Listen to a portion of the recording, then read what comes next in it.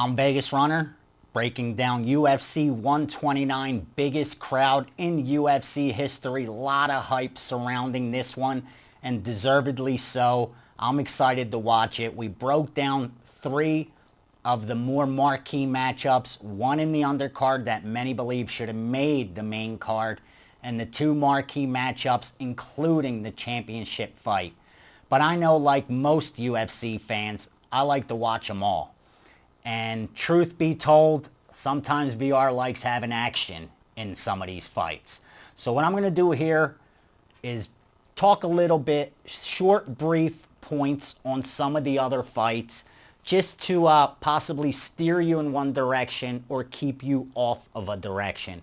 Because bottom line is this, I say it once and I'll say it again, my main goal is to be one of the strongest and most accurate sources of information for you guys out there. And if anything, I want to help point you in the right direction, help you make winning wagers, and more importantly, stop you from making losing wagers. And I do that by passing along strong and accurate information and educating you with so many of the things that I learned throughout the years being surrounded by and working with and for some of the sharpest minds in betting today and in the past. With that said, let's get to UFC 129. Some interesting fights that we didn't cover. First one comes to mind, the Aldo fight.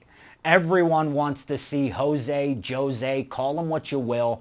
This kid's top 3 pound for pound, and I will not argue that. With that said, at minus 450, I think that's a little steep. Take back on Mark Hominick is plus 350. That's value, guys, for someone who would only have to win 2 out of 10 times they meet. I think this kid does have that slim shot. Hold a gun to my head, Aldo wins this fight. But there has to be value for me to place a wager, and I just can't place it at minus 450. Reason being is this. I don't think Aldo's going to knock out this kid.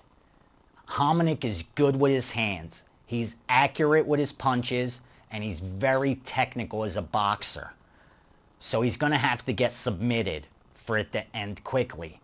Another point that I think is the fact that Aldo may be a little overwhelmed with just how huge of an atmosphere and what kind of fight this may be. So there might be a little nerves early on. And when there's those nerves, we have a tendency of getting caught.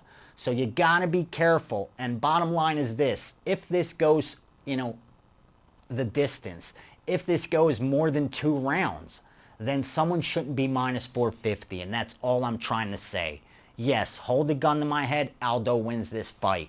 But I would not lay minus 450. If anything, I think the Canadian may offer some value at plus 350.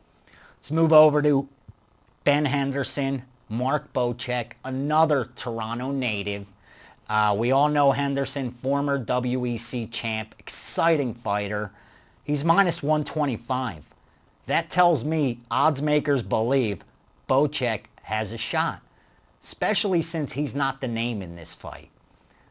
I agree with them. I do think this kid does have a shot. He's one of the most underrated lightweights in the UFC right now.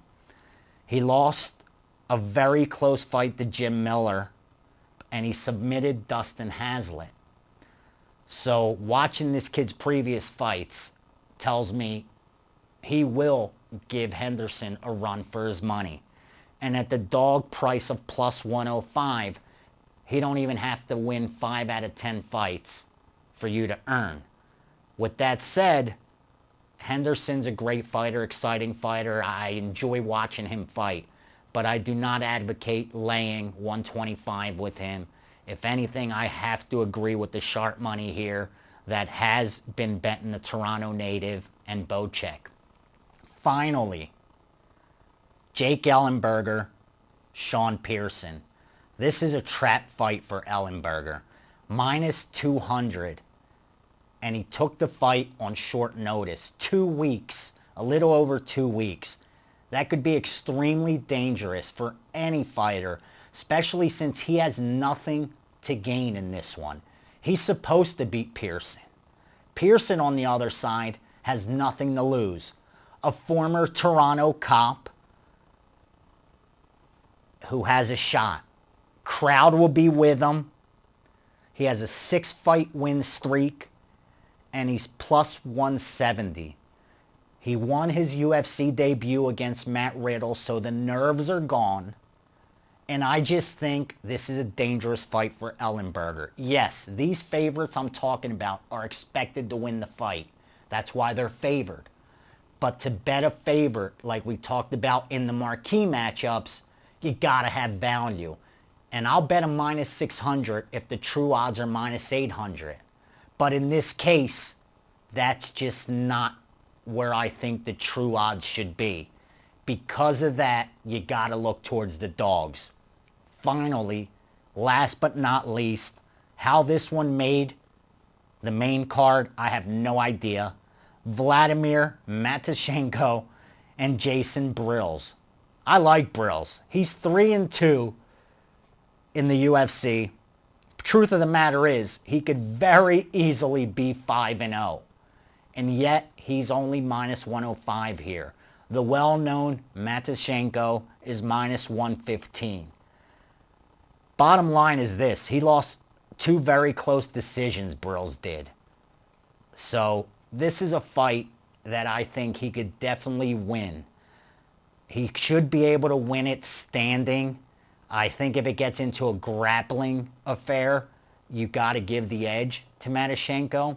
But I think Grills keeps this standing. And I think he has heavy hands, and they will pose a problem. I lean with Grills here, who should take his UFC record to 4-2 after this one. I don't know why it made the main card.